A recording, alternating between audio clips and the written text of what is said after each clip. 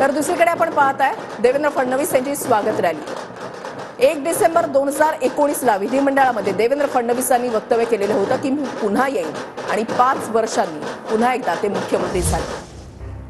शिंदे गटाच्या तानाजी सावंतांना अद्यापही मंत्रिपदासाठी फोन नाही। महत्त्वाची बातमी आपण पाहताय, मंत्रिपदासाठी तानाजी सावंत हे अजूनही वेटिंगवर आहेत। दत्ता कनवटे आमचे प्रतिनिधी अधिक माहिती देतील। दत्ता, नक्कीच वृषाली, शिंदे गटाकडून तानाजी सावंत हे महत्वाचे आमदार आणि मागच्या सरकारमधले मंत्री मानले जात होते, मात्र त्यांना अद्यापही मंत्रिपदासाठी फोन गेलेला नाही। त्यामुळे तानाजी सावंत यांचा यावेळच्या मंत्रिमंडळामधून पत्ता कट होण्याची शक्यता निर्माण झालेली आहे।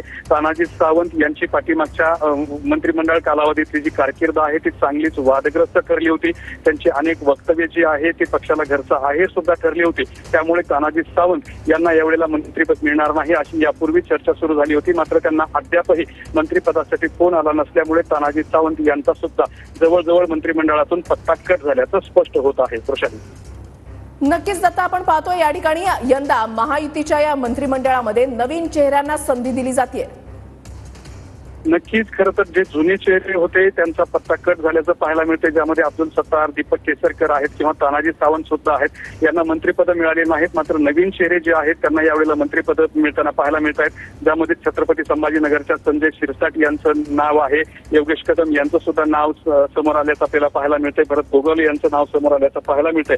मात्र जे जुने चेहरे होते त्यांना मात्र या ठिकाणी पक्षाने साईडलाईन केल्याचं पाहायला मिळतंय। त्यामुळे नव्या चेहऱ्यांना यावेळेला संधी मिळत असताना सुद्धा पाहायला मिळते। त्यामुळे यावेळचं जे मंत्रिमंडळ असणार आहे या मंत्रिमंडळामध्ये बऱ्यापैकी मोठ्या प्रमाणामध्ये हे नव्या चेहऱ्यांना संधी दिल्याचं या ठिकाणी पाहायला मिळते। त्याचबरोबर विभागवार जरी या ठिकाणी मंत्रिमंडळाकडे पाहिलं तर प्रत्येक विभागाला सुद्धा या मंत्रिमंडळामध्ये न्याय दिल्याचं सध्या पाहायला मिळते। मराठवाड्याचा जर विचार केला तर या ठिकाणी संजय शिरसाट हा नवा चेहरा मंत्रिमंडळात येतोय, तर त्याचबरोबर अजित पवार यांच्याकडून सुद्धा बाबासाहेब पाटील नावाचा हा एक नवा चेहरा मंत्रिमंडळ येतोय। मेघना बोर्डीकर या सुद्धा नव्याने मंत्री होत आहेत, त्यामुळे बऱ्याचशा नव्या चेहऱ्यांना या मंत्रिमंडळामध्ये स्थान मिळत असताना पाहायला मिळतंय। दत्ता, आपण पाहतोय की भाजप जे आहे तो समतोल साधण्याचा प्रयत्न करत आहे। धन्यवाद दत्ता, तुम्ही दिलेल्या सविस्तर माहितीसाठी।